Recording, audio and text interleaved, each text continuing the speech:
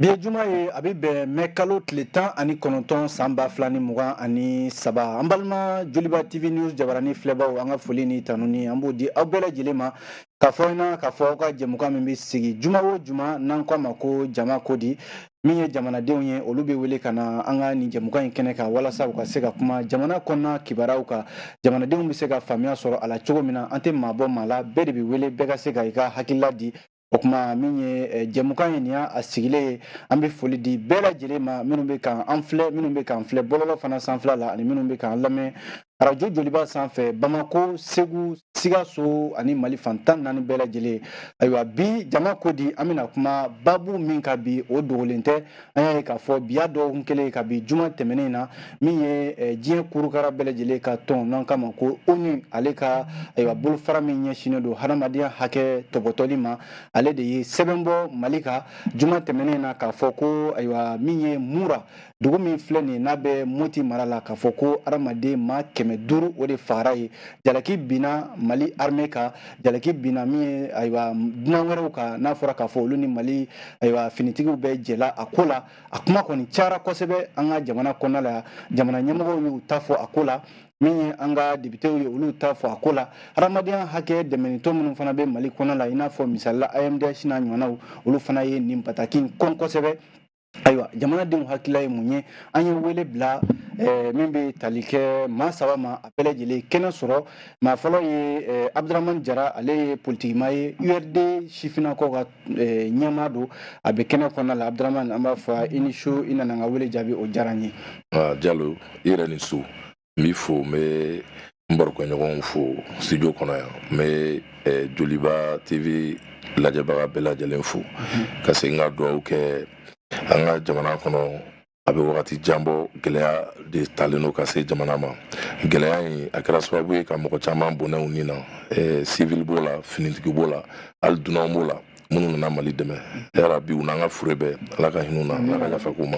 An ka maa welelen filanan o ye colonel major Jaran Kone ale kɔni bɛ sɛngɛlafiɲɛbɔ la nin waati in na finitigiw ka kunnafoni bɛ di yɔrɔ min na n'an k'a ma ko DIRPA ale y'o ɲɛmaa kɔrɔ ye a b'an ka kɛnɛ kɔnɔ colonel i ni su. Nba a ni su. Kɔri baasi t'i la. Bon ayiwa an ka kɛnɛ. Ayiwa o diyara n ye. An ka maa welelen sabanan o ye Sulemani De lakɔli karamɔgɔ don a bɛ min ye conseil national de transition o kɔnɔna la sariyaw bɛ ta yɔrɔ min na n'o ye commission loi o ɲɛmɔgɔ fana don De i ni su.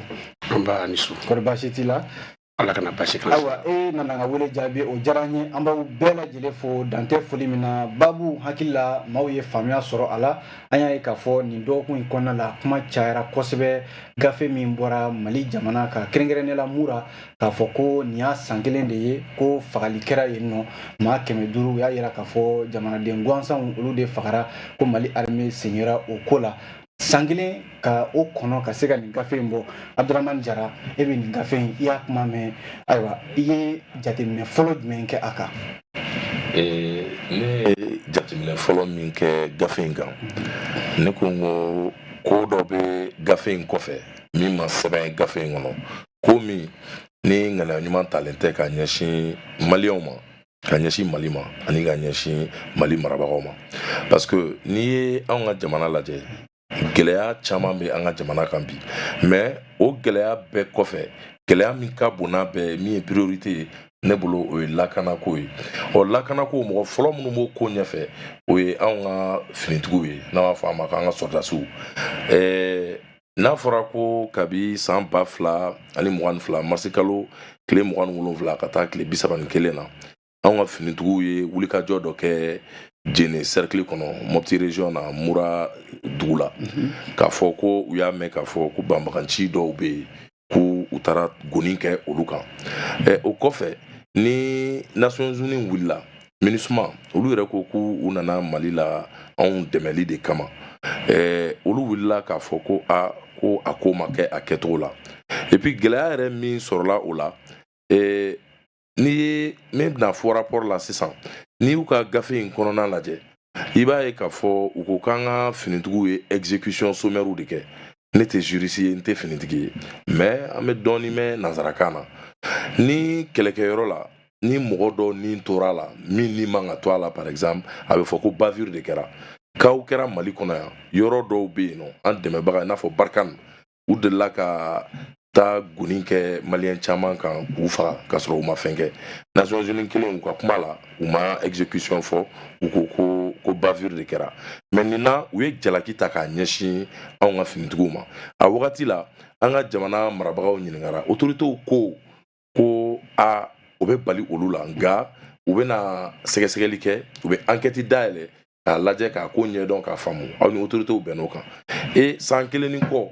aw ye document in bɔ ka tila ka segin k'a fɔ an ka autorités ye k'u ka enquête dɔ dayɛlɛ k'u ka sɛgɛsɛgɛli kɛ nin ko in na munna an bɛnna min kan an sɔnna fo an y'a daminɛ hali ni a ma kuncɛ munna aw bɛ segin k'o fɔ an ye o yɔrɔ ninnu ne ma a faamu n'i ye wagati yɛrɛ lajɛ i b'a dɔn k'a fɔ an ka jamana a bɛ furancɛ fanga de kɔnɔ furancɛ fanga lafiyaba t'a ye gɛlɛya caman bɛ jamana kɔnɔ ne ko est ce que u ma nin bɔ ka dɔ fara gɛlɛya kan pour que ka anw ka jamana fanga ka a fɛgɛya wa jamana in fanga n'a fɛgɛyara est ce que anw maliyɛnw ka hɛrɛ b'a la ne hakili la an ka hɛrɛ t'a la ne kɔni bolo nin juguya dɔrɔn de ye k'a ta ka se an ka jamana kan ka mankutu tiɲɛ ka gɛlɛyaw ta ka se an ka jamana ma. Ayiwa colonel ni gafe in bɔli nin waati in na e yɛrɛ b'a bila minɛn jumɛn kɔnɔ laɲini jumɛn bɛ nin gafe in na i ka jate la.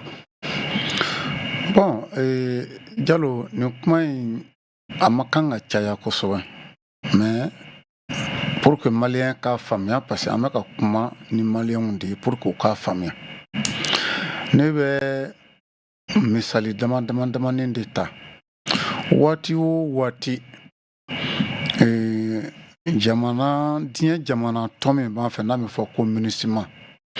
parce que kalo 6 o kalo 6 normalement a toli ou bien a taali kumaw bi bila sen kan mais waati o waati ko kuma bilala sen kan alors jalaki de bi caya Mali autorités kan Mali faamaw kan Mali sɔrɔsiw kan Mali ɲɛmɔgɔw kan alors ne bɛ mun faamuya la fo maliyɛnw de k'u hakili to o yɔrɔnin ye sinsin belebele de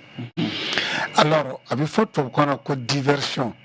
an bɛɛ ye denmisɛnniya kɛ des fois ni i mago bɛ fɛn dɔ dira i dɔgɔnin ma e m'a sɔrɔ ne bɛ segin o kumanin de kan pour que maliyɛn k'a faamu i b'a fɔ ko nin ye kɔnɔ ye e ka nin kɔnɔ filɛ i dɔgɔnin kɛtɔ k'o filɛ dɔrɔn i mago bɛ mun na a fɛn na i b'o ta c'est à dire i donna a n'a hakili cɛ pour que k'o fɛnw sɔrɔ mura ta in de y'o ye exactement n'i ye mura ta sisan mura ni k'i bɛ sɔrɔsiya yɛrɛ ta Mali sɔrɔsiw ka kan ka fo de parce que u ye wale min kɛ u ye baara min kɛ u yɛrɛ ye alors dɔw minnu ti sɔn o ma olu de b'a fɔ a ye jɔ an ka na nin ko kɛ tan alors u bɛ ka nin fɛnnin bɛɛ fɔ mura ni k'i bɛ mura problème bɛɛ ta ka kisɛ bɛɛ bɔ ɲɔgɔn na dɔɔni alors sɔrɔsiya bɛ kɛ ni minnu ye i bɛ taa a kisɛ kelen ta n'i ye kisɛ ta kisɛ dɔ bɛ yen o étui u b'a fɔ ko étui mugu bɛ kɛ mun kɔnɔ ani a kunkolo u b'a fɔ o ma ko projectile n'i ye nin fɛnw bɛɛ ta bɛɛ n'a ka marque de don a bɛna fɔ ni taara filaw fɛ i b'a dɔn dɔw bɛ marque kɛ dɔw bɛ kuraniw kɛ n'i y'a ye dɔrɔn a b'a dɔn k'a fɔ nin ne ka bolonɔ de alors n'i y'o ta parce que usine tɛ anw fɛ yan min bɛ marifa dilan mun bɛ kisɛ dilan mais n'i ye o marifa kisɛ ninnu ta alors ne tɛna kuma ka wasa bilen nin yɔrɔnin na alors i bɛ taa sɔrɔ k'a fɔ a dilanna mɔgɔ minnu fɛ ani a dilanna yɔrɔ min o dɔnnen de don donc ça veut dire mura kojugukɛla mun bɛ mura mun bɛ ka kisɛ ci mun bɛ ka kisɛ d'u ma o dɔnnen don mun bɛ k'u dɛmɛ o dɔnnen don alors maintenant u y'a sɛbɛn u ka gafe fana ko mɔgɔ 500 ni nkalon tɛ yan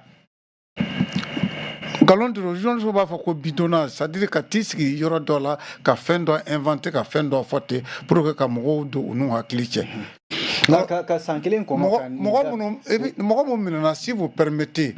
a bɛɛ kojugukɛla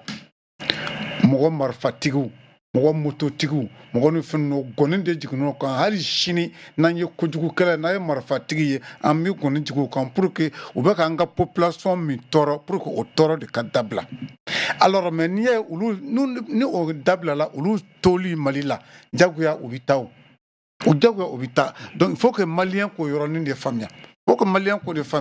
faama u bɛɛ ka kalan na a bɛ kɛ u kunna Mali sɔrɔsiw a bɛ kɛ u kunna ne yɛrɛ b'a kuru di an y'a filmuw kɛ pour que maliyɛnw ni aw yɛlɛnna tant que aw bɛ se ka civil kelen kisi a ye civil kelen kisi parce que an bɛ ka baara kɛ civil de an kɛ kun an jujɔ ye civil de donc an tɛ se ka bila olu la mais kojugukɛla fana tɛ to yen tant que an bɛ se an bɛ kojugukɛla kɛlɛ hali faransi mun bɛ ka nin kɛ n'i y'a ye an k'u ka taa parce que u tɛgɛ taara fɛn caman de la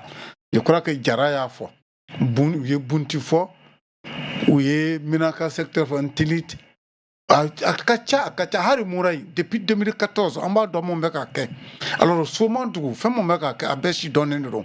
donc fo maliyɛn k'u hakili fara ɲɔgɔn kan an tɛna sɔn bilen an ka population ka jalaki an ka faamaw sɔrɔsiw ka jalaki parce que dɔw bɛ fɛ ka na to yan pour que kana u wasa de don an na k'an tugu kɔfɛ. Colonel ni yɔrɔnin bɛ ɲininkali min don nin yɔrɔnin na o ye k'a fɔ ayiwa kuma bɛɛ an b'a fɔ n ko bin bɛ ka kɛ an kan est-ce que waati dɔ ma se sa an yɛrɛ ka bɔ k'a fɔ ko ayiwa an b'an yɛrɛ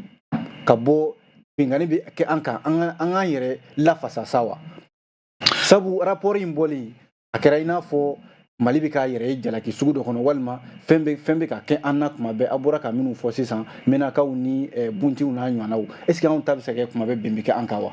fɛɛrɛ wɛrɛ t'an bolo halisa bin bɛ kɛ anw kan hali cogo bɛ minnu bolo ka tɛmɛ anw kan n'i bɛ ka Rusi ni Ukraine kɛlɛ suit gɛlɛya min b'u ni ɲɔgɔn cɛ alors Rusi ni Ukraine ka kɛlɛ n ko Occident dɔ taar'u sen dɔ la alors u bɛ ka taa nkalon min tigɛ u bɛ ka taa maramafɛn mun di u bɛ ka taa fɛn jiginni masubafɛn mun ye k'o di walasa pour que tɔw ka se fɛn i b'o kalama alors anw ta ka jugu ni o ye u ma na an fɔ parce que anw ɲɛ da ka ɲi u ma na u nana an ka dugu jukɔrɔ fɛnw pour que ka gɛlɛya don u ka se ka sigi k'o pomper k'o de bɔ n b'a fɔ ne y'a fɔ en son temps barika nana ni minɛ caman ye an y'a fɔ an ko an ye sɔrɔsi kuma ma di an da mais géologie fɛnw bɛ nin na foyi ti miiri spécialité min minɛ ma taa u fɛ mais a tɔ kɛra jumɛn ye alors Mura in depuis 2014 ne bɛ Mura in suit la kosɛbɛ alors u bɛ ka mɔgɔ dɔ de sinsin a problème kelen de bɛ ka na u bɛ fɛ ka problème kelen de don an ka constitution an ka sariya sunba problème de la nin bɛɛ de bɛ ɲɔgɔn na parce que u y'a dɔn k'a fɔ ko u bɛ se k'u sinsin diinɛlamɔgɔw kan yɔrɔ o yɔrɔ u y'o yɔrɔnin kɛ maintenant u bɛ ka taa munumunu sikaso yan fan de fɛ sisan yɔrɔ minnu bɛ yen u bɛ ka don o mɔgɔw n'u hakili cɛ u bɛna mɔgɔw de fana ɲini k'u don u ni hakili cɛ u bɛ don denmisɛnw n'u hakili cɛ mɔgɔ minnu ma taa ekɔli la mɔgɔ minnu ka faamuya bɔ u don u n'u hakili cɛ u bɛ wari d'u ma u bɛ fɛn wɛrɛ d'u ma u bɛ taa u la fɛn kungo ni fɛn ninnu kɔnɔ alors donc Mura problème y'o de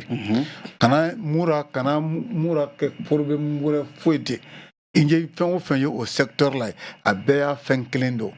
parce que a yɔrɔ min na diinɛ ko problème de kun ka ca a yɔrɔ la alors donc c'est ce qui fait que ils ont dit 500 tɛ tiɲɛ dɛ olu journaliste minnu mana k'a yɔrɔ la ko n ye reportage kɛ ne jɛna ko ne bɛ fɛ ka journaliste an ka sigi an ka kuma a mana kɛ Mali journaliste a mana kɛ Faransi journaliste a mana kɛ Américain journaliste u ka na alors pourquoi ils sont en train de parler des satellites u ma taa yen dɛ donc machination don fɛn fabriquelen don juste parce que Mali bɛ ka to sira min na pour nous empêcher an kana se ka t'o de kɛ an tɛna sɔn o de ma. ayiwa Sulemani de min ye aw ye communiqué kɛ CNT ka ko in kɔn kosɛbɛ ayiwa a ye wele bila jamana ɲɛmɔgɔw ma k'u k'u janto a ye wele bila jamanadenw ma k'u k'u janto k'a fɔ ko nin min filɛ nin ko nin fana ye nkalon de est ce que bi bi in na jamanaden caman de bɛ yen min bɛ ka nin sɛbɛn in ka kɔn ayiwa ONU n'o ye diɲɛ kɛlɛ tɔnba ye bɛɛ bɛ tɔn min kɔnɔna la ale bɛ se ka sɛbɛn bɔ ko mɔgɔ bɛ se ka nkalontigiya fo ka tila ka sɛbɛn kɛ sɛbɛn ye ko tiɲɛ tɛ dalu an bɛ se ka fɛn jumɛn de faamu ni sɛbɛn in na aw yɛrɛ ka jate la. n b'i fo n bɛ lamɛnbaga bɛɛ lajɛlen fo kuma ka gɛlɛn ni an donna mun kasi la kuma kɔnɔna na komi bamanankan don an bɛ hakɛ to ɲini k'o tigi fɛ a fɔra cogo min na n baro kɛ ɲɔgɔn fila fɛ ne ma gɛlɛya ye kuma in na kuma in ka nɔgɔ kosɛbɛ ni mɔgɔ min bɛ lakɔlɔsili kɛ ni mɔgɔ min b'a ɲini ka i ka jamana kuma bɔ tiɲɛ kan anw ye wasabulon ye camancɛ fanga wasabulon n'i ye camancɛ fanga fɔ o kɔrɔ ko jamana bɛ gɛlɛya dɔ de kɔnɔ sinon ni ko b'a cogo la camancɛ fanga ko kuma tun tɛ fɔ camancɛ fanga dun a bɛ na ni kuma caman ye a bɛ kɔlɔlɔ caman fɔ ni wajibi don jamana marabagaw kan ka ɲini ka jamana bɔ o gɛlɛyaw kɔnɔ ni anw dun camancɛ fanga wasabulon o de jamanadenw ka députés nɔrɔbilaw ye hali n'an bolo kuma kɔrɔ t'an ye i b'a ye an bɛɛ bɔra jamanadenw ka kulu dɔ de kɔnɔ mun b'a to jamanaden bɛɛ b'i yɛrɛ ye anw na o de y'a to kuma in fɔra don min na anw y'an ŋaniya kunu ka an dalakan na bɔ déclaration kɔnɔ mun b'a an fɛla yira ka da kan mura ko kuma min fɔ don o don an y'o de fɔ kunu mura ko kɛlen i b'a ye k'a fɔ avril kalo tile 9 ne mun yɛrɛ ye sariya ko ɲɛmɔgɔ ye CNT kɔnɔ ka taa se commission défense fana ɲɛmɔgɔ ma n'o ye général Mɛnkɔrɔ Kane ye anw de wulila ka bɔ Bamakɔ yan ka taa mura délégation na délégation mun ni ministre de la réconciliation tun b'o la ani ministre de l'action humanitaire Umaru Jara tun b'o la anw sera mura don min na anw kunbɛnna cogo min na jamana mun finitigilakaw ye dankari jamanaden na ko fagali mun fɔra k'u y'o kɛ k'o kɛra tiɲɛ na o jamana kɔnɔ kunbɛli mun dara anw kan kuma mun fɔra anw ye a kuma ma dogo a ja bɛɛ bɛ ORTM bolo mɔgɔw bɛɛ bɛ se ka taa jaw lajɛ donc i b'a ye k'a fɔ a bɛ anw kan an kamana na surtout que comme an bɛɛ ye ɲininikɛla ye n'an y'a ye k'a fɔ mura ye dugu ye colonel y'a fɔ cogo min na dugu min ni anw ka sɔrɔsiw tun tɛ se ka taa ye Barkan tun tɛ se ka taa ye Takuba yɛrɛ tun tɛ se ka taa ye hali MINUSMA mun b'an ka jamana kɔnɔ u sen ma deli ka se yen nɔ ko olu bɛ wuli k'a fɔ bi olu ma se ka taa kɛnɛ mun kan k'olu bɛ kuma lase o yɔrɔ ma kuma kama fɔ o yɔrɔ ma kuma min n'a a sigilen tɛ sen kan minnu yɛrɛ ɲɛsilen bɛ nin rapport nin sɛbɛnni tun kan n'o tun ye MINUSMA ka droit de l'homme ɲɛmɔgɔ ye n'an b'a fɔ ma Guillaume Gefa jamana tun ye ale gɛn ka bɔ jamana kɔnɔ a tɛ yen MINUSMA enquêteur tɛ yen nɔ n bɛ segin a kan MINUSMA enquêteur kelen tɛ jamana in kɔnɔ bi mun sen sura mura enquête kelen na a ma kɛ MINUSMA ka enquêteur si ma deli ka se f'an bɛ don min na komi bi MINUSMA ma deli ka se mura enquêteur ma se mura enquêteur ka ɲɛmɔgɔ mun tun ye Guillaume Gefa ye o gɛnna ka bɔ jamana kɔnɔ olu ye nin jaabiw sɔrɔ cogo di fo ka n'a ye an b'a fɔ ko u ye sɔnni sigi kuma minnu kan k'olu ye diɲɛ jabaraninw lajɛ ani diɲɛ kunnafoni dibagaw lajɛ ka taa se kunnafoni dibaga 35 ma olu de lajɛ olu ye kumakan minnu fɔ Mali kan k'o de kumakanw ta ani minnu ye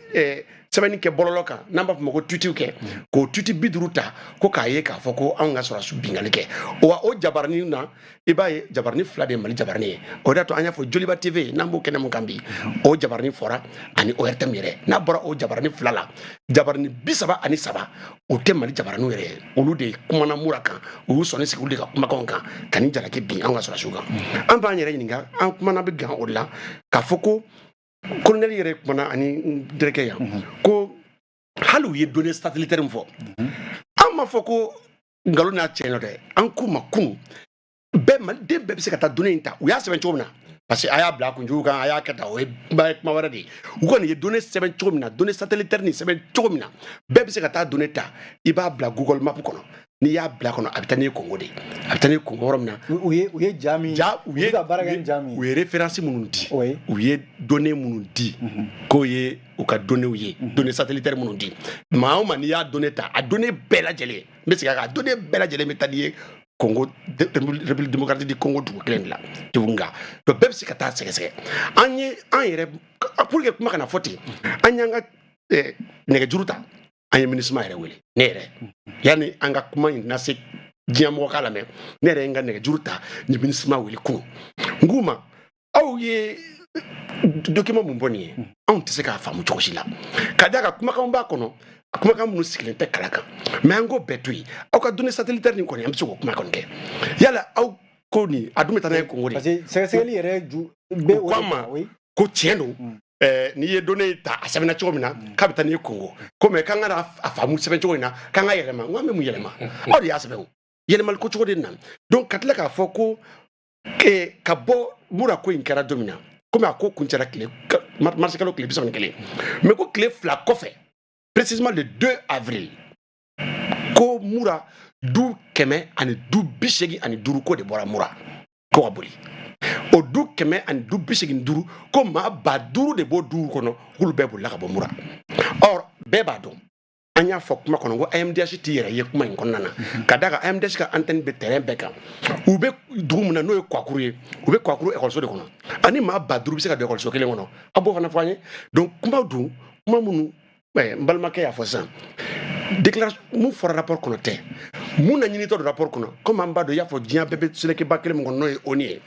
ONU siɲɛ fɔlɔ tɛ nin ye ka nkalon ta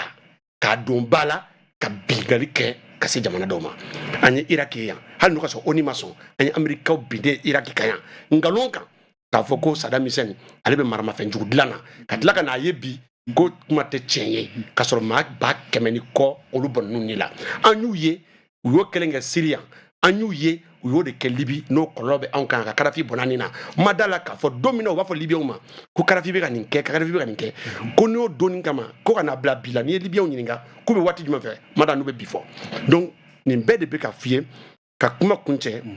k'a ye an m'a faamu mun na u bɛ jalaki bin an ka jamana fintigilakaw kan ka d'a kan n'an ye droit de l'homme fɔ droit de l'homme tɛ fɛn kelen ye droit de l'homme ye fɛn camanba de ye mun na an ma deli ka Nations Unies ka rapport ye tile kelen bingalikɛla minnu b'an ka jamana kɔnɔ terroriste minnu b'an ka jamana kɔnɔ ka tiɲɛni don an ka jamana kɔnɔ u ma deli ka rapport bɔ ka bin olu kan u ma deli ka rapport bɔ k'a fɔ ko k'olu nɔ minɛ ko ka taa n'olu ye CPI la u ma deli ka ɲangilikan communiqué yɛrɛ fɔ ka da olu ka kuma kan an dun b'a ye an ka jamana bɛ yɔrɔ min bi an b'a dɔn bi ko diɲɛmɔgɔ dɛsɛra an na u b'a laɲini k'an na sɔrɔ nin sira in de fɛ u ye sira caman latigɛ ala ma latigɛ u ye mais an ma sigi o de y'a to i b'a ye k'a fɔ depuis camancɛ fanga in daminɛna an ye sarakisɛ caman ta sarakisɛ minnu b'a to bi mun b'a to an tɛ se ka donc o sarakisɛ ninnu n bɛ se k'o f'i ye. n bɛna n da se a ma n bɛna n da se a ma n tila ka ɲininkali k'i la Abdramane Jara est ce que ONU ka nin rapport in e bolo laɲini wɛrɛ b'a la ka se ka Mali de basigibaliya don a kɔnɔ wa est ce que bi bi in na nin bɛ se ka kɛ fɛn ka jamana k'a buruja walima ka jamana kɛ fɛn fasugu wɛrɛ wa est ce que ni laɲini e bolo ni laɲini de don. ne kɔni m'a bila minɛn fila kɔnɔ ne y'a bila o minɛn kɔnɔ ne b'a fɛ maliyɛn bɛɛ k'a bila o minɛn kɔnɔ a tɛ ko an ye maliyɛn ye an bɛ Mali fɛ ten k'an y'u ka kuma in lafili n'an bɛ kuma an bɛ daluya dɔw de di a la u yɛrɛ kumara o gafe in a bɛ taa page 40 ɲɔgɔn na u bɛ se ka 42 u bɛ se ka fɛn fɛn fɔ a kɔnɔ u y'a bɛɛ fɔ u ye u yɛrɛ ka ONU yɛrɛ ka sariya gafe n'an bɛ se k'a fɔ ko résolution u y'o dɔw références di k'a fɔ o de bɛ olu yamaruya ka baara in kɛ o références la il y a une résolution dɔ bɛ yen min taara san 1993 décembre kalo tile 20 fɔ min ma ko 4441 o kɔfɛ u ye résolution fila di minnu bɛ MINUSMA yɛrɛ concerné kabi MINUSMA nana an fɛ yan dɔ taara 2021 o ye résolution 2584 ye dɔ taara 2022 o ye 2640 mais n'i y'olu kalan a sɛbɛnnen don effectivement Nations Unies y'a ɲini MINUSMA fɛ k'u ka surveillance kɛ a bɛ fɔ min ma lakɔlɔsili k'a kɛ Mali kɔnɔ kɛlɛ in kɔnɔna na k'a lajɛ ni waleyaw tɛ ka kɛ waleya minnu n'o bɛ dankari droit humanitaire ni droit de l'homme voilà adamadenya hakɛw la ani droit international anti-juriste terme dɔw bɛ yen n'i ko an k'a fɔ bamanankan na a bɛ gɛlɛya an b'o hakili to ɲini kɛ an lamɛnbagaw fɛ mais o kɔnɔna na u ye fagali fɔ u ye bingali fɔ c'est à dire que viol ka bin musow kan ka bin denmisɛnninw kan olu yɛrɛ ka rapport kɔnɔ u ko ko olu ni mɔgɔ caman kumara mais kuma ninnu kɛra min u ma faranfasiyaba di olu kan. mais Abdramane Jara nin yɔrɔ la ne yɛrɛ bɛ ɲininkali min kɛ o ye k'a fɔ nin ko kɛlen san kelen mais munna murakaw yɛrɛ ma bɔ ka kuma k'a fɔ maaw ye nin binkani i n'a fɔ Sulemani de y'a fɔ cogo min na mɔgɔ ma sɔrɔ mura min nana fɔ k'a fɔ ayiwa armée ye nin kɛ an na olu kunbɛnna cogo min na ni ONU fana ye nin rapport kɛ bi bi in na est ce que jamana ɲɛmɔgɔw fana man ka wuli k'u jɔ ka mura sɛgɛrɛ walima ka ayiwa ONU ye nin min kɛ nin i n'a fɔ ko ka sariya dayɛlɛ bi est ce que Mali bɛna se ka se sɔrɔ nin rapport in kan ka tiɲɛ sɔrɔ a kan. E ka lamɛnba nin jalo Mali wulila Mali autorités ma bi kɔnɔ a y'a f'i ye wagati min na olu taara mura avril kalo tile 9 mais kabi ko in yɛrɛ kɛ wagati ni buruburu cayara Mali autorités kumara u ye enquête dayɛlɛ o tribunal militaire min ɲɛmɔgɔ sigilen bɛ Mopti mara fɛ o ye enquête dayɛlɛ an bɛ se k'a fɔ enquête in a ma kuncɛ mais a dayɛlɛ la donc dɔ kɛra o mais n bɛ ka détail ni min d'i ma n bɛna nafa de f'i ye quoi c'est à dire n'i ko nkalon bɛ rapport kɔnɔ i b'a yira nkalon ye min ye quoi MINUSMA ma se mura mais olu ko k'u ye entretien individuel kɛ k'u ni mɔgɔ 100 ani 57 kumara entretien individuel entretien in kɛra téléphone na wa u sigira soforokun na wa u sigira so kɔnɔ wa kɛra mura wa u m'o fɔ nkalon n'u ma taa mura u ko ko u ye entretien de groupe kɛ entretien de groupe ka jamakulu fara ɲɔgɔn kan ka kuma di mɔgɔ dɔw ma k'u y'o entretien de groupe mun kɛ k'u ye jamakulu fara ɲɔgɔn kan fo siɲɛ 11 ko o siɲɛ 11 kɔnɔna na k'u ye kuma di mɔgɔ 100 ani mɔgɔ 40 de ma n'i y'o jate minɛ k'a fara ɲɔgɔn kan i b'a fɔ k'u ni mɔgɔ caman kumara mais je pense que i ni mɔgɔ hakɛ min kumara o tɛ i ni jɔn ni kumara i n'o de kan ka kuma wa i bɛ se ka kuma tiɲɛ sɔrɔ jɔn da n'i ye mura jate minɛ a sigibaga ka ca bozow b'a la siya caman b'a la mais an balima filaw olu de ka ca a la kosɛbɛ an balima filaw mali kɔnɔ yan ani an ka kɛrɛfɛ jamanaw la olu bɛɛ bɛ ɲɔgɔn sɔrɔ kulu dɔ kɔnɔ a fɔ min ma ko capital pulaku u organiselen don ne hakili b'a la san 2022 san tɛmɛnen olu ka délégation dɔ u ka ɲɛmaa yɛrɛ n'o ye l'ancien ministre Abuso premier ministre u reçoit primature la a ko a ka kuma la a bɛ wari tɛ min kan bɛɛ bɛ se k'a ye a ko ale ye kuma caman mɛn u ye ɲangili caman ta ka ɲɛsin an ka finitigiw ma k'u y'a fɔ yɛrɛ ko bin kɛra musow kan a ko nkalonfin ko bin ma kɛ muso kelen kan munna bɛ viol yɔrɔ in fɔ kan sinsin a kan n'i ye résolution ninnu lajɛ min b'a fɔ k'u ka surveillance kɛ olu y'u tintin viol ko kan ne bɛ se k'a fɔ u ye nkalon tigɛ k'a fɔ viol kɛra dɔrɔn pour que ka yamaruya d'u yɛrɛ ma ka nin tiɲɛni baara in kɛ u ma dan o ma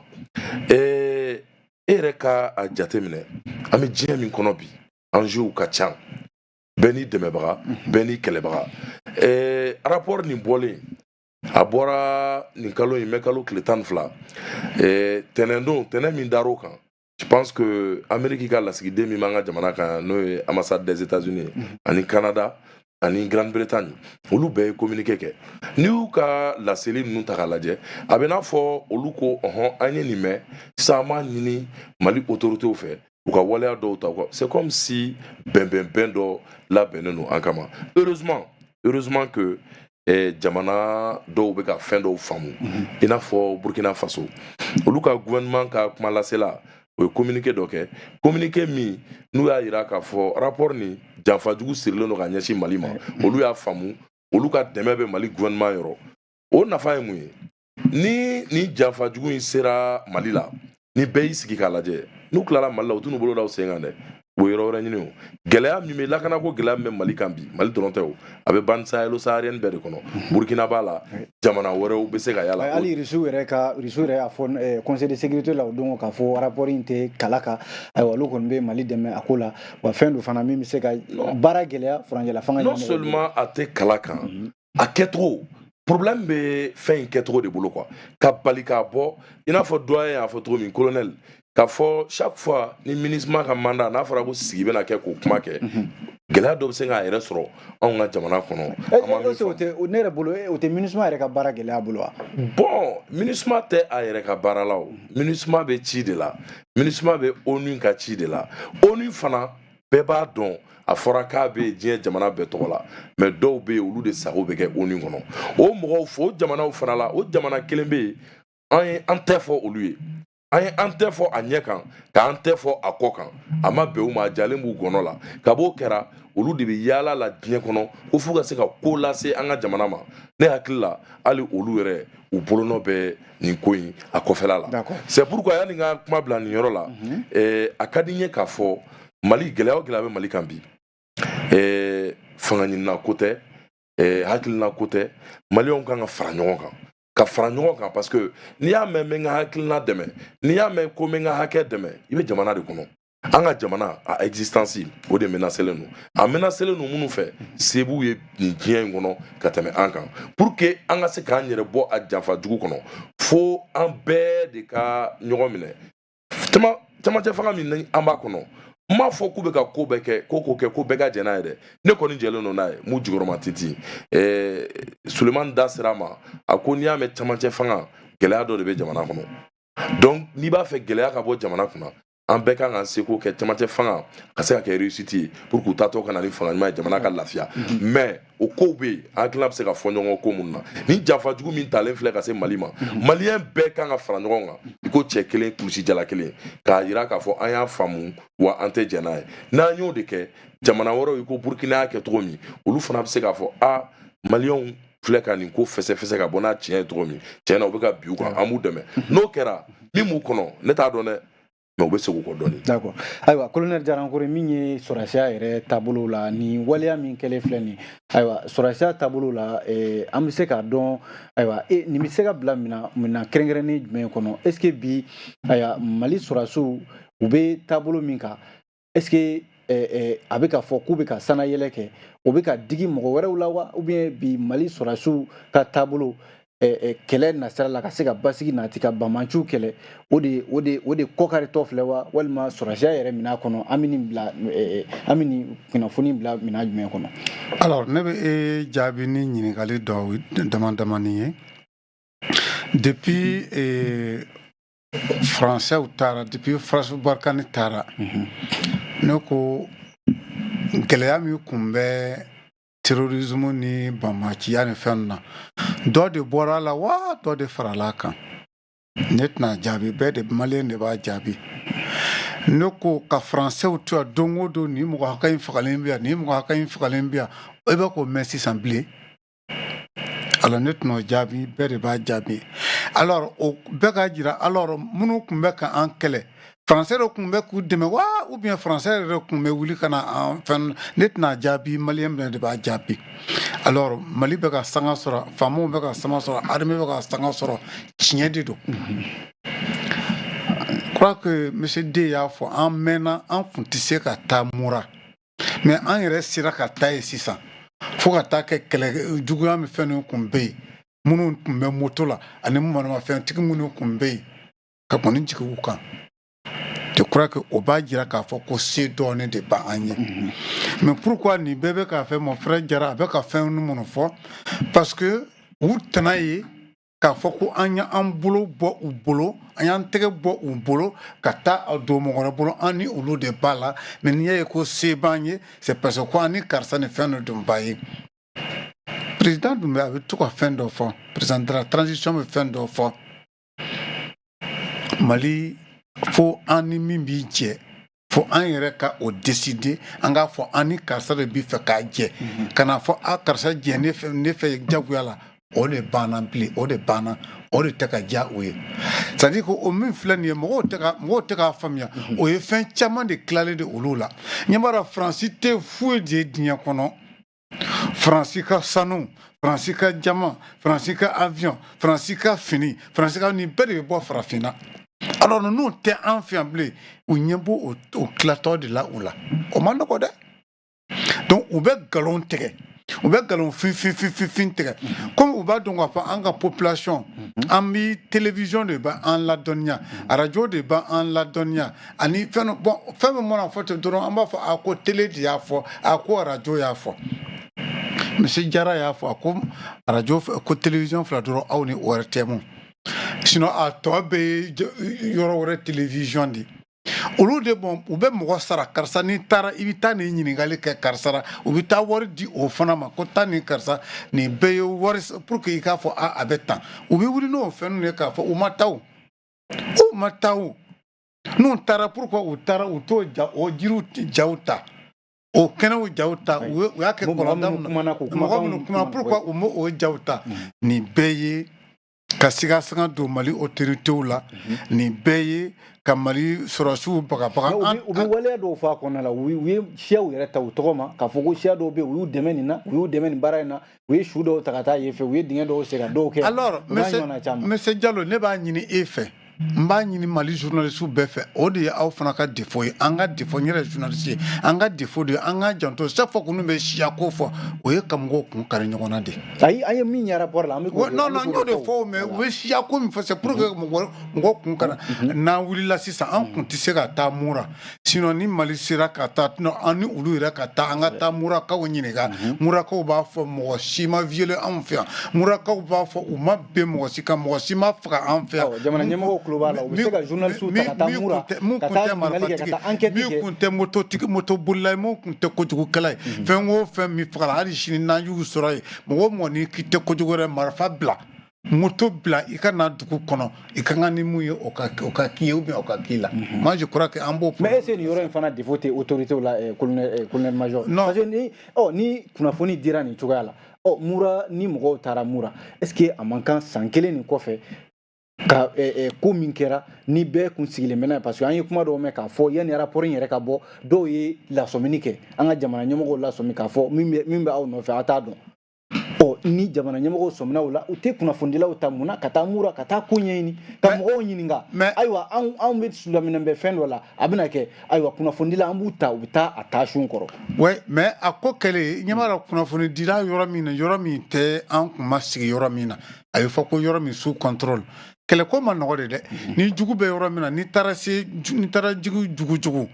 ko i sera la pour que i ka tila ka taa sigi yɔrɔ la ka mɔgɔw na asuma mɔgɔ bɛ se ka t'u sago kɛ alors journaliste e yɛrɛ ye journaliste ye journaliste kun ti sɔn ka wuli u yɛrɛ ye ka taa ni dun ye journaliste ta tuguni hali ni armée ni journaliste mun taara hali ni e taara sisan an bɛ ka mun fɔ u tila k'a fɔ ko ko nin tɛ danako ye nin kɛra nin la nin kɛra nin ye nin kɛra nin a donna tan a bɔ tan sinon a opération kɛlen je crois que diripa mɔgɔw y'a fɔ ORTM mɔgɔw y'a fɔ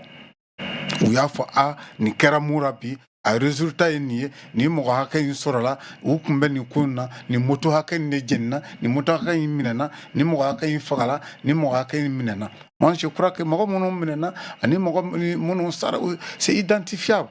alors mais ni mɔgɔ min bɛ ko ɲinina o bɛ galon tigɛ de mɔsɔn n bɛ segin a kan o bɛ fɛ ka Mali sɔrɔsiw de décourager u bɛ fɛ ka Mali autorités de décourager alors u bɛ fɛ ka Mali autorité n'i y'a ye a bɛ k'a fɔ ko ONU ka taa ka bɔ yen ko MINUSMA ka taa ka bɔ yen hali bi gɔni ta aw kɔ nin bɛɛ y'o fɛɛrɛw de ne ye ɲininkali min kɛ e la a bɛ ɲininkali bɛ kɛ maliyɛn bɛɛ de la o maliyɛn bɛɛ de kelen kelen b'a jaabi alors français taalen terrorisme ko i t'a mɛn bilen a ko hali n'i m'a mɛn a ka dɔgɔ maliyɛnw y'a faamuya sisan k'a fɔ ko an tun bɛ ka nɛgɛn ne bɛ y'a fɔ e ɲɛna marifa kisɛ min bɛ di marifa mun bɛ di guerre ko ka gɛlɛn o ma essence mun bɛ di a dumuni ko min bɛ di a mɔgɔ furakɛli mun bɛ di ne ko Mali autorité de fana bɛ ka taa o di mɔgɔ ma o kana maliyɛn dɔw faga moi je crois que chaque fois ni opération wulila ka kɛ u b'a fɔ télé la Mali télé la voici an ye nin kɛ a résultat de kɛra nin ye mun mana bana mun mana sa mun mana lujuratɔ ani minnu mana minɛ je crois que nin bɛɛ de bɛ fɔ alors ni ko ne bɛ aw ɲininka sisan o ko mɔgɔ 500 alors mɔgɔ 500 bɔra muraka la yanni ni mɔgɔ u ka nin mɔgɔ 500 ko in fɔ mɔgɔ joli de tun bɛ mura a ye sigi a ye taa murakaw ɲininka est-ce que mɔgɔ 500 de bɔra aw la wa je crois que c'est très facile galon tigɛ i somɔgɔ ye min ye min kɔni sara min banana i kan k'olu kɔnɔ moi je crois que alors c'est pourquoi mais an tɛ se ka recensement yɛrɛ de kɛ parce que mɔgɔw bɛ wuli ni gɛlɛya kɛra dɔw bɛ yɔrɔ bila a bɛ fɔ ko déplacé c'est fɛn na c'est ce qui fait que mais ni mɔgɔw nana kuma min recensement bɛ se ka kɛ c'est pourquoi maliyɛnw a ye da aw ka armée la a ye da aw ka sɔrɔsiw la cogo dɔɔni b'u bolo sisan a y'u dɛmɛ ni kunnafoni ye a y'u dɛmɛ ni jukɔrɔma tintini ye pour que bɛɛ ka sigi ka se ka taa i ka yɔrɔ la i ka baara kɛ pour que an ka bɔ jugu bolo jugu tɛ k'a fɔ ko minnu bɛ kungo kɔnɔ dɔrɔn ka to ka nin fɔlɔfɔlɔ ka mɔgɔw faga u donna olu n'u hakili cɛ de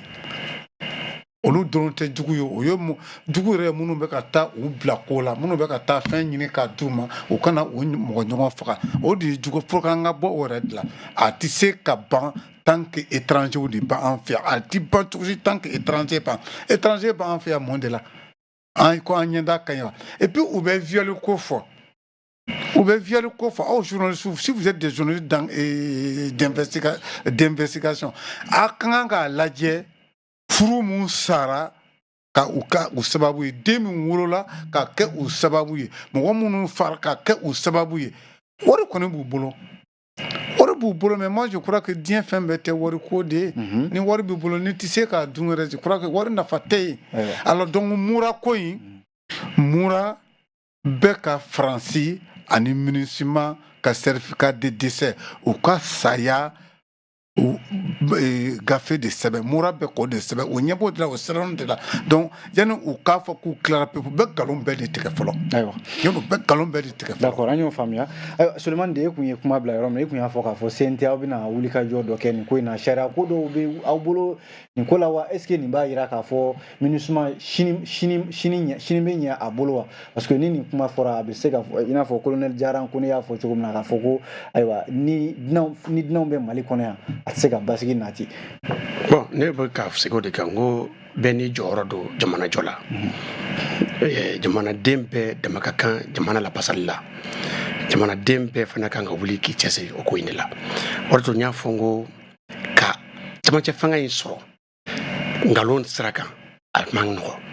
o de tun k'i jamana fɛn fɛn bɛ yen n'i y'a jɔlen ye a jɔra gɛlɛya de kɔnɔna na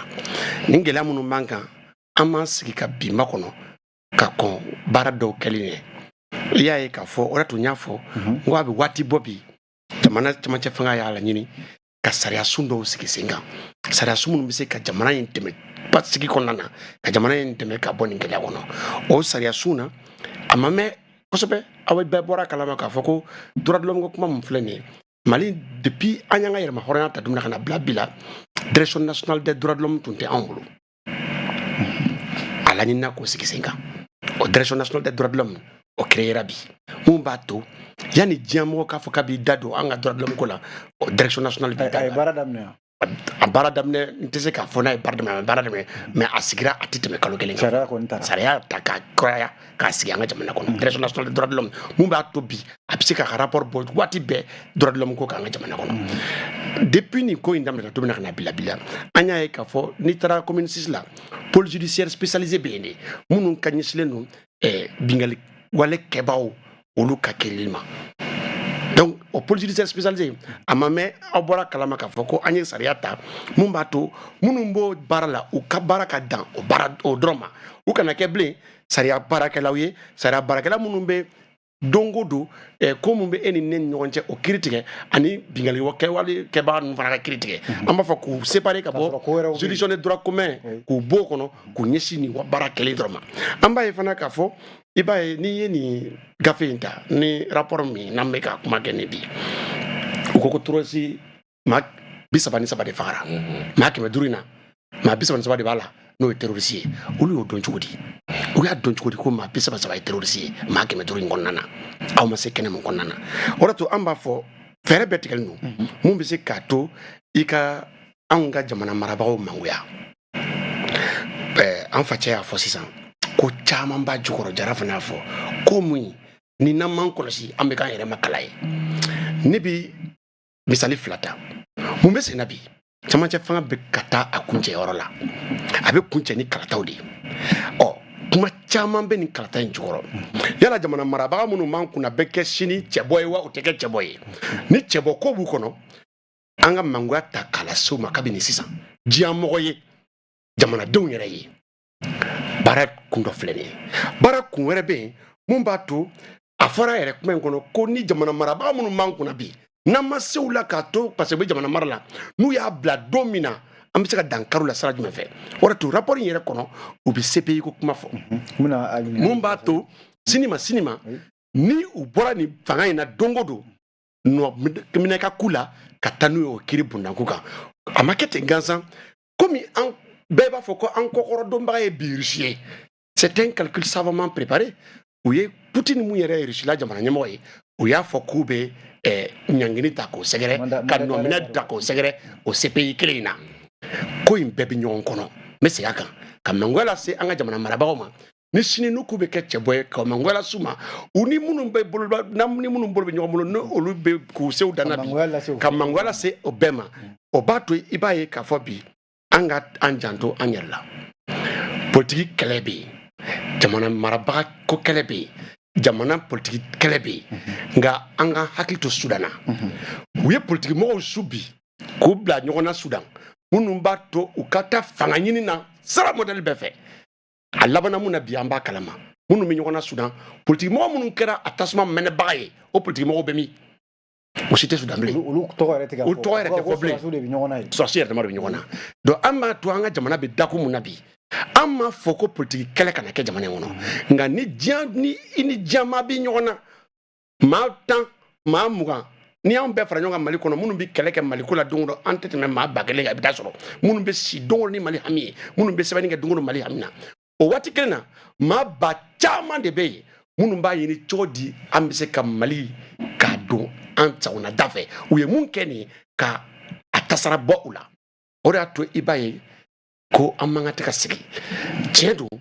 an k'a laɲini ka bɔ camancɛ fanga kɔnɔ hɛrɛ la tiɲɛ don an k'a ɲini fanga ka lasegin minɛn kɔnɔ minɛn mun n'an b'a wele ko retour à l'ordre constitutionnel comme a bɛ fɔ cogo min na nka an ka an hakili to an yɛrɛ la a ka kɛ ni hakili ye mɔgɔ kana don an n'an hakili cɛ k'an su k'an bila ko la ko mun sini n'a bɛ k'an ma kɔlɔlɔ ye a fɔra sisan k'an ka kɛ kurusi kelen cɛw ye n'an kɛra o ye bi an b'a dɔn k'a fɔ an man ka tɛ cogo si la labilali fɛn fɛn bɛ se ka se an ka jamana marabagaw ma bi ko labilali ta k'o bila an ɲɛ parce que a tɛ na ni ɲuman ye. nka sariya ko nasira la CNT est ce que a bɛ labɛn dɔ la nin ko ninnu na ka se ka Mali labɛn sariya nasira la walima k'a kisi nin fɛn ninnu kɔlɔlɔ. n b'o de f'i ye yɛrɛ fɔ man ɲi maa yɛrɛ da an fa y'a fɔ k'ale bɛ cɛ ɲininkali dɔ kɛ mais a b'a to jamanadenw k'a jaabi anw fana bɛ segin a kan fɛn caman fɔra CNT ma nka bɛɛ bɛ se ka taa an ka daw yɛlɛlen don k'a kɔrɔbɔ k'a lajɛ an bɛ sariya mun ta san kɔnɔ wasabulon si ma deli k'a sariya ɲɔgɔn ta o san kɔnɔ baara anw fɛ yen baara tɛ jigin anw fɛ yen dakasunɔgɔ tɛ yen ka da kan ni jamana bɛ gɛlɛya kɔnɔ wajibi don fɛɛrɛ kala tigɛ k'a di jamana marabagaw ma mun b'a to bɛ se k'an dɛmɛ ka bɔ nin kɔnɔ o de y'a to n ye sariya dɔw f'i ye sariya caman taara o mɛ n k'i ma n ko an ye pôle judiciaire spécialisé ko kuma min fɔ sisan an ye sariyaw ta mun bɛ se ka barika don a la a ka baara kɔnɔna na n y'a f'i ye n ka direction nationale des droits de l'homme créé nin waati in na ka tila ka segin k'a f'i ye k'a fɔ code pénal code de procédure pénale statut de la magistrature ani organisation judiciaire don o don faleni min kan ka don a la an b'o faleni don a kan mun bɛ se k'a to jamana sariya tigɛbagaw olu ka se ka sariya tigɛ ni jamana a bɛ session na sisan yanni session in ka ban est ce que mura ko in walima droit de l'homme ko in walima ONU ka nin rapport ko nin MINUSMA ko est ce que a bɛna da don a la yanni session ka ban parce que juin kalo sera ka ban MINUSMA ka mandat kunu déclaration min kɛra kunu n k'a kɛra session de kɔnɔ plénière de kɔnɔna na déclaration ma bɔ ka bin ten o kosɛbɛ déclaration in kalanna kunu ka da kan an bɛ plénière de la ni parce que mura ko kuma nana da de dabali kan an y'a kuma fɔ mais n y'o de fɔ yanni ka kɔn ɲɛ ka sigi kuma kan pour que mɔgɔ ka dɔn ko an ma sigi n k'i ma kabi ko in kɛra kalo tile 9 commission défense président n'o ye général Menkɔrɔ ye ani ne yɛrɛ anw farala ministre 2 kan n'o ye Ismaël Wage ani Umaru Jara ka taa mura anw kunbɛnna cogo min na mura a tɛ ne ka kuma bɔ maliyɛn bɛɛ bɛ se ka taa jabarani lajɛ i ka taa ORTM ka jaw lajɛ mun fɔra an ye mura maliyɛn bɛɛ bɛ se ka taa ja lajɛ parce que jaw ma dogo donc o de tun b'a fɔ hali bi an ka hakili to an yɛrɛ la ka da kan an ni minnu bɛ ɲɔgɔn na olu ka agenda b'u bolo u nana mun na Mali la an yɛrɛ b'a ye kuma man ɲi nka n'an kan b'a fɔ Nations Unies taara jamana o jamana kɔnɔ ko kɛlɛ de bɛ yen k'u nana kɛlɛ dafaga la u ma kɛlɛ si dafaga bɛɛ ka taa lajɛ u ka jamana kelen fɔ an ye u ye intervention kɛ jamana mun kɔnɔ k'u nana jamana dafagali la k'u sera k'o kɛlɛ dafaga a tɛ yen donc o de y'a to bi fana an bɛ segin a kan hali maliden minnu bɛ yen ni MINUSMA ko kuma fɔ parce que tiɲɛ don waati o waati n'a renouvellement sera i bɛ nin kɔlɔlɔ y'an kan soit attaque bɛ caya soit komi attaque tɛ ka se ka kɛ bi an bɛ nin kuma in mɛn waati o waati ko ni MINUSMA ka mandat bɛna ban ayiwa ko dɔ bɛ kɛ jamana ɲɛmɔgɔw fana u fana m'u janto nin yɔrɔ in na n hakili la Mali marabagaw y'u janto nin yɔrɔ la kosɛbɛ parce que mandat in renouvellement o renouvellement Mali b'a ka dan sigi a ka hakɛw ka dan yɔrɔ min na MINUSMA bɛ intervention ya dan yɔrɔ min na kunun ni bi tɛ kelen dɛ baara ma nɔgɔ MINUSMA yɛrɛ bolo bi jamana in kɔnɔ mais ni baara gɛlɛyara i bolo jamana min kɔnɔ i bɛ to yen mun na o de to mɔgɔ caman b'a fɔ ko MINUSMA ka to yan ani MINUSMA ka taa an ta nin da dɔ kɛlɛ la n'o don min na i y'o baro sigi don min na an bɛ na an b'o fana baro kɛ ka da kan kunun MINUSMA tun tɛ yan bi MINUSMA bɛ yan nka maa kelen ka hɛrɛ maa kelen ka nafa ani jamana kunturu ka hɛrɛ ni jamana kunturu ka nafa an kana da ɲɔgɔn ma fɛn kelenw tɛ o de to an bɛɛ ka kuma mɛn minnu bɛ kɔrɔn fɛ n'u b'a fɔ ko MINUSMA kɛlen don ka baara d'an ma n'a fɔra ko MINUSMA ka taa a man ɲi an ma an b'a mɛn an tulo b'a la a b'a to jamana marabaga k'i hakili to o yɔrɔ fana na ka baara nɔrɔbila ɲini u mɔgɔ ninnu ye mun b'a to baara ka kɛ mun b'a to jamana bɛ se ka segin a ka gun bɛɛ kan nka n bɛ segin a kan maa kelen ka tɔnɔ parce que e bɛ baara la MINUSMA na sara min bɛ e a b'a to bi e b'i ka denbaya balo o kelen tɔnɔ kama ani MINUSMA bɛ mun ɲɛɲini k'a ɲɛsin jamana in ma ani fo ka taa se mɔgɔ n'i bɛ ka gɛlɛya ɲini ka ɲɛsin jamana ma i k'i hakili to o yɔrɔ la jama ka nafa ani kelen ka nafa. Ayiwa Abdramane Jara est ce que mɔgɔ bɛ se k'i sigi ni nin rapport in kɔfɛ kɔlɔlɔ ye Mali kan wa jamanadenw bɛ se ka jɔrɔ ni mun ye nin rapport in kɔfɛ? Na an wulila i ko an wulilen no cogo min na k'an cɛsiri k'an caya wulili fɛ je pense que a siran bɛ se ka bonya ni a kɔlɔlɔ ye. Est ce que dan b'a la k'a fɔ Mali bɛ se k'i disi da nin gɛlɛya ninnu na ka i yɛrɛ sɔrɔ ka bɔ furancɛla fanga kɔnɔ parce que a bɛ ka rapport in bɔra waati min na a bɛ ka bɛn ni kalataw ye a bɛ ka bɛn ni waatiw ye jamana bɛ ka essayer ka bɔ ayiwa k'i yɛrɛ ɲini ka bɔ gɛlɛya dɔw kɔnɔna la. Fo ka ɲa Mali bɛ se n ye min fɔ n ka kuma tɛmɛnenw na n'an ko galon de bɛ rapport nin kɔnɔ n'an ko juguya de talen don k'a ɲɛsin jamana ma halisa kun jumɛn na an ko galon don kun jumɛn na an ko juguya don an k'a fɔ maliyɛnw k'a faamu olu ye coordonnées satellitaires bɔ a bilala kun kan a ma bila kun kan ça veut dire que satellite de b'u bolo o tɛ tiɲɛ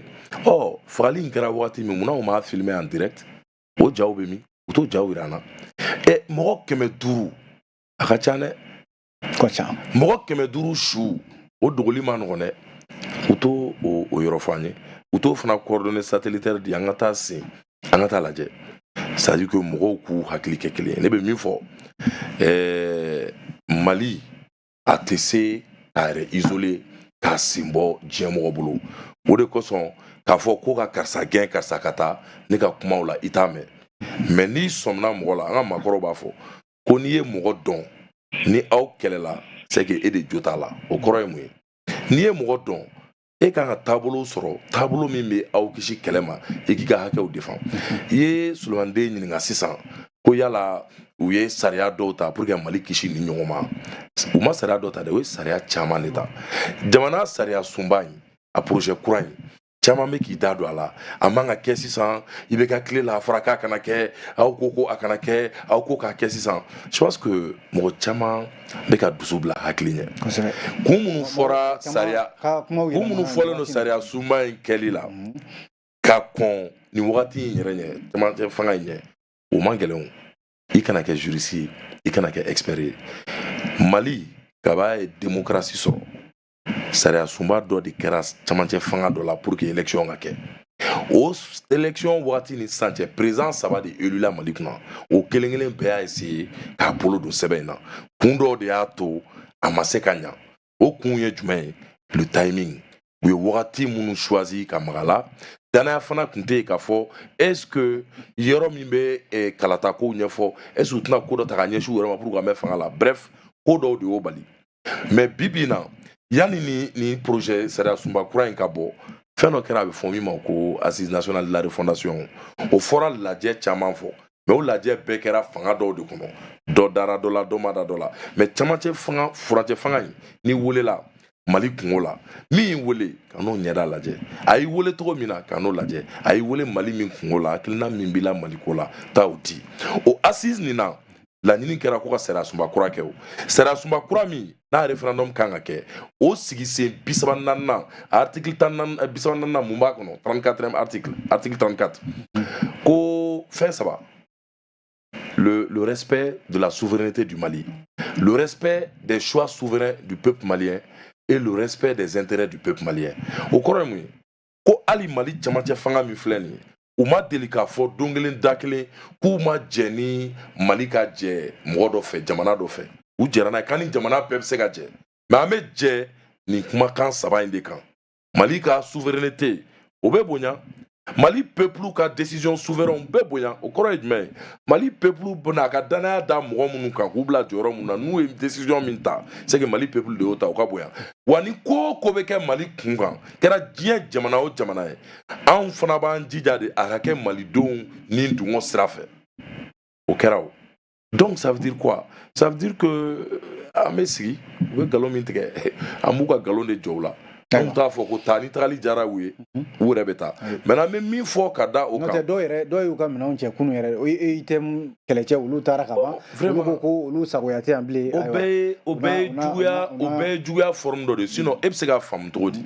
an de y'u wele o an ma na o yɛrɛ ni mɔgɔ y'i wele i nana ka wele lamɛn k'i b'a dɛmɛ a jigi ma fa n'a ko a jigi ma fa n'a k'i ma ne jigi ma fa wa ne yɛrɛ b'a dɔn ne jigi bɛ se ka fa cogo min an ka taa nin sira fɛ e y'i ban o ma ko k'a bɛɛ kɛ e ta ye o ma de wulila ka n'i yɛrɛ ye wa ou bien e ye fɛn dɔ de sɔrɔ yan min diyara i da ka tɛmɛ i ka so kan maliyɛnw kan k'u yɛrɛ questionner nin fɛn ninnu na n bɛ nin yɔrɔnin laban ni min ye o ye parce que kuma ka nɔgɔn kuma ka gɛlɛn kumabaliya fana man di an bɛ mura ko kuma min na nin ye an balimaw de sigilen bɛ yen maliyɛnw de bɛ yen c'est pas des japonais maliyɛnw de bɛ yen anw m'a fɔ civil ma faga dɛ je pense que anw tɛ se k'o fɔ yan anw ko an ye maliyɛnw ye a ko kɛlen ni gɛlɛya ye maliyɛn sɔrɔ a kan ka digi anw de la ka tɛmɛ diɲɛ mɔgɔ kan minnu b'u panpan rapport ko nin na olu tɛ se ka kɛ maliyɛnw fɛ ka tɛmɛ anw kan dɛ a kɛra muraka ye o a kɛra agɛlho ka ye o a kɛra yɔrɔ wɛrɛ ye anw de b'an yɛrɛ dama fɛ mais n'an sigira an bɛɛ tɛ se ka ko bɛɛ kɛ ɲɔgɔn fɛ fɛn dɔw responsabilité bɛ ta ka di dɔw ma an ye danaya da an ka jamana autorités kan wa an ka danaya bɛ an ka jamana autorités kan u ye enquête min dayɛlɛ n'o jaabi bɔra ni min bɔra o fana kɔnɔ o don o kuma bɛ kɛ mais bi kuma min bɛ yen nin janfajugu gafe min talen don k'a ɲɛsin an ka jamana ma an tɛ jɛn n'a ye bi an tɛ jɛn n'a ye sini wa an b'a kɛlɛ fo an se dan. ayiwa o faamuna colonel major Jaran Kone ayiwa sɔrɔdasiw bɛ se ka fɛɛrɛ jumɛn tigɛ bi juguya min bɛ ka ɲɛsin u ma i n'a fɔ rapport n'a ɲɔgɔnnaw mali sɔrɔdasiw bɛ se ka dɔnsen jumɛn ta bi kɛlɛdagaw la ka se ka kisi jugu ma walima ka jugu kɛlɛ. dɔnsen min bɛ sɔrɔdasiw fɛ k'a fɔ maliyɛnw ye u k'u hakili latigɛ mali sɔrɔdasiw bi former droit de l'homme na droit international humanitaire ne y'a stage min kɛ a ka ca i ti don sɔrɔsiya la a bi sɔrɔsiw ka formation de la ni mɔgɔ min ye nin sawura in ta par exemple a bi fɔ sɔrɔsi o sɔrɔsi ni sɔrɔsi kɛ a kɛra i mɔgɔ ɲɔgɔn dɔ ye n'a y'a bolo wuli i t'a kɛlɛ bilen o kɔrɔ ye a ye marifa fili a y'a bolo wuli ça veut dire que ne ye n yɛrɛ di ne tɛ kɛlɛkɛla ye bilen normalement a bɛ fɔ ko ni mɔgɔ min taara don misiri kɔnɔ ni marifa t'a bolo n'a tɛ marifa ci la o bɛ to yen mais ni mɔgɔ min bolila ka taa don misiri kɔnɔ ou bien église kɔnɔ marifa b'a bolo a bɛ ka marifa ci n'i ma marifa ci a bɛ aw faga yen droit international humanitaire a bɔra Safirino bɔra depuis fo Italie depuis 1800 combien la o sariya taara o fɛnw de la alors mais mɔgɔw bɛ ka moto ta mɔgɔw bɛ ka ɲɔgɔn ta marifa la u bɛ ka ɲɔgɔn ta moto la marifa de b'u bolo u bɛ tila ka taa a ci civil la u b'olu faga bɔnna u ni na u bɛ sɔrɔsiw bɔnna u ni na a yɛrɛ bɛɛ tɛ maliyɛn ye a kuma man ɲi dɛ ne ko k'a fɔ ko ka fɛn dɔ bɔ o ɲɛ na a bɛ gɛlɛya dɛ ne tɛna o fɔ ne tɛna o détail di mais minnu bɛ ka an kɛlɛ kuma dɔw la o dɔw n'i y'a su dɔw ye a su dɔw a tɔgɔfɔli man di dɛ a tɔgɔfɔli man di dɛ alors donc mali sɔrɔsiw formelen don droit de l'homme na i ma kan ka nin kɛ mali sɔrɔsiw u ti taa yɔrɔ si sisan a bɛ fɔ ko prévôté gendarme c'est à dire que o ye sɔrɔsiw yɛrɛ fana ka sariya taabolo sira ye o équipe de b'u la forcément maintenant n'u ye e min ye min na n'i bɛ ka mun kɛ n'a man ɲi n'a fɔra ne ma e bɛ segin ka bɔ a la c'est pourquoi des fois u bɛ mɔgɔ juge o i m'o fɔ tribunal militaire mais an kɔni tɛna fɔ ko armée ka kɛcogo bɛɛ fana man ɲi o kɔni o ko wɛrɛ ye sa dɛ donc o ye ko wɛrɛ ye sa dɛ k'a fɔ ko armée yɛrɛ bɛɛ de kɛcogo man ɲi a yɛrɛ fɔra ko mali man ɲi o. ayiwa colonel Jaran Kone ko waati y'an ta an tɛgɛ ma i bɛ se ka kumakan laban tugu a la an ka kuma laban di. alors kumakan laban an bɛ tigɛ maliyɛnw k'u hakili sigi sɔrɔsiw bɛɛ k'u labɛn ministre bɛɛ ka moyen ɲini ka d'u ma président bɛ ka moyen ɲini ka d'u ma député fana bɛna sariya voter pour que u bɛ se k'u ka baara kɛ cogo min walasa maliyɛnw ka lafiya cogo min mais maliyɛn tɛ se ka lafiya f'u yɛrɛ fana ka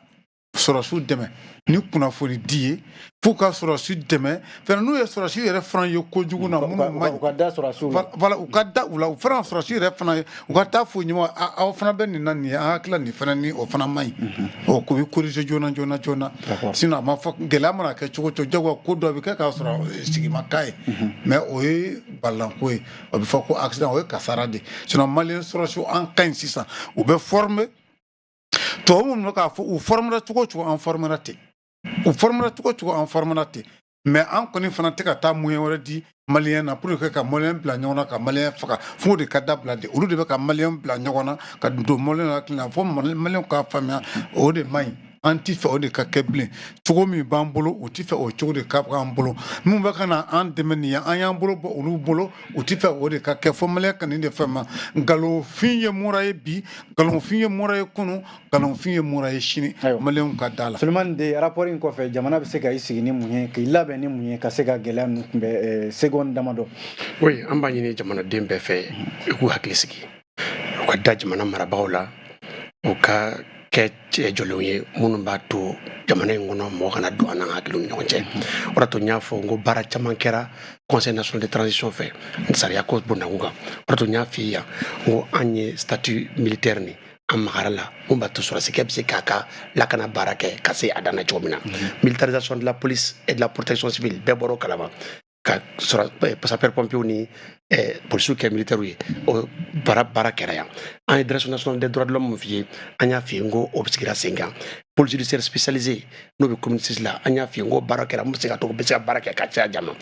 An y'a fɔ ko pôle national de lutte contre la cybercriminalité o fana sigira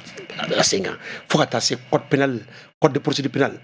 organisation judiciaire statut de la magistrature nin bɛɛ sariya sun ye conseil national de transition ye sariya sun minnu bolo nɔ k'a la tigɛ kɔrɔta k'a la mun b'a to baaraw ka kɛ mun bɛ sariya tigɛ a kɛcogo ɲuman na o bɛɛ la i b'a ye k'a fɔ nin bɛɛ dabɔkun ye jamanaden k'a ka hakɛw ladafa droit de l'homme sira kan parce que n'an y'o de fɔ droit de l'homme sira la droit de l'homme tɛ maa fagara dɔrɔn ye droit de l'homme ye fɛn caman de ye hakɛ caman mun ni banbaganci ninnu bɛ don o don dankari a la fɛn tɛ fo olu ma u tɛ ɲangi rapport tɛ y'u kan condamnation tɛ y'u kan mais n'anw ka finitigiw b'u ka baara la don o don o b'a ɲini k'anw de nɔgɔ an ka hakili to o yɔrɔ la k'a dɔn ko jamana kelen de b'an bolo n'an ma farati jugu bɛ s'an na parce que n'u dɛsɛra nin bɛɛ la don min na o bɛna don jamanadenw yɛrɛ kan ka nafolo d'u ma mun bɛ jamanadenw bila ka wuli ka kuma an tɔgɔ la o de y'a to an y'a ye waati dɔ la maliden yɛrɛ dɔ wulila ka t'i sigi nin kuluba in ɲɛma ka taa kuma fɔ an ka jamana marabagaw ma ka taa kuma fɔ mun bɛ dankari an ka jamana in yɛrɛ ka kelenya ni fɛn caman na mun b'a fɔ ko an ka jamana in bɛ droit de l'homme sɔsɔ don o don o kɛra yan bɛɛ bɔr'o kalama an bɛ a ɲini jamanadenw fɛ k'u hakili to u yɛrɛ la parce que nin bɛɛ fana kɔfɛ n'u dɛsɛra nin fana sira fɛ o bɛ na an yɛrɛ dama wele ka nafolo d'u ma k'u bila an na. Abdramane Jara i ka kuma kuncɛ kuma ye jumɛn? Kuma kuncɛ kuma dakuruɲɛ damadɔ k'a ɲɛsin jamana marabagaw ma ani k'a ɲɛsin jamana kɔnɔdenw ma. Jamana marabagaw m'a ɲini u fɛ mɔgɔ kungo a lakali ka ɲi i yɛrɛ de da ka tɛmɛ mɔgɔ wɛrɛ kan u ka action diplomatiques ta ministère des affaires étrangères a n'a cakɛdaw u ka wuli u ka don an kɛrɛfɛ jamanaw kan u k'a ɲɛfɔ mɔgɔw ye ko min bɛ na rapport in kɔfɛ avec des preuves i n'a fɔ an ye minnu fɔ diplomatie parlementaire bɛ yen i n'a fɔ CNT olu fana ka wuli kuma b'u ni union internationale parlementaire cɛ kuma b'u ni parlement fɛn fɛn cɛ u k'u ka kanuw kɛ rapidement u ka fɛnw ɲɛfɔ mɔgɔw ye min ye jamana marabaga yɛrɛ n'o ye Asimi ye n b'ale yɛrɛ ta tɔgɔ ma n'o ye président Asimi ye a ka jija a ka kulu dɔ kɛ teliya la kulu in ka maliyɛn bɛɛ wele n'i ko maliyɛn bɛɛ tɛ se ka bila yɔrɔ kelen kɔnɔ mais maliyɛn bɛɛ b'i yɛrɛ sɔrɔ kulu dɔ la k'o kulu bɛɛ wele sans distinction pour que jamana hakilina k'a f'u ye nin rapport nin kan n'an y'o kɛ sisan je pense que nɔ bɛ bɔ a la ka segin k'a fɔ maliyɛnw ye halisa an k'a dɔn an bɛ ka nin kɛ an yɛrɛ ye an bɛ k'a kɛ an ka jamana ye nin ko min filɛ nin ye bɛɛ k'i cɛsiri an ka to an ka autorités kɔ nin ko in na frustration foyi kana an fili k'a fɔ nin bɛ maliyɛn bɛɛ de concerné maliyɛn bɛɛ de ka bɔnɛ laɲinitɔ don ala k'an n'a cɛ janya ala kana jugu se an na ala k'an sababa bɛɛ ami an b'i fɔ k'i waleɲuman dɔn Abdramane Jara e ye URD sifinnakaw ka ɲɛmɔgɔ ye min ye colonel major Jaran Kone min ye finitigiw ka kunnafoni bɛ lase yɔrɔ min na DIRPA ale y'o ɲɛmɔgɔ kɔrɔ ye Sulemani de commission min bɛ sariya ko kunna CNT kɔnɔna la ale b'o ɲɛmɔgɔya la ninnu mɔgɔ saba de tun bɛ an ka kɛnɛ kɔnɔna la bi jama ko di jamukan a bɛ sonsoro yan nka ni maa min ma se k'a lajɛ min ye sibiri nɛgɛ kanɲɛ 9 walima kari nɛgɛ kanɲɛ 10 i bɛ se ka segin ka jamukan in lajɛ minnu tun bɛ k'an lamɛn arajo Joliba sanfɛ an b'u fo minnu tun bɛ ka Joliba TV News ani an ka page Facebook bɛɛ lajɛlen an b'u bɛɛ fo arajo fanfɛ Musa Sanogo ale tun bɛ k'an bila arajo ka min ye Lamini Kulubali ani Augustin fo ka taa se Musa Hayidara ani Morulayi an b'u ninnu bɛɛ lajɛlen fo ne yɛrɛ tɔgɔ ye Amadu Jalo o tuma an b'a fɔ a k'an bɛn a ɲɔgɔnna wɛrɛ ma.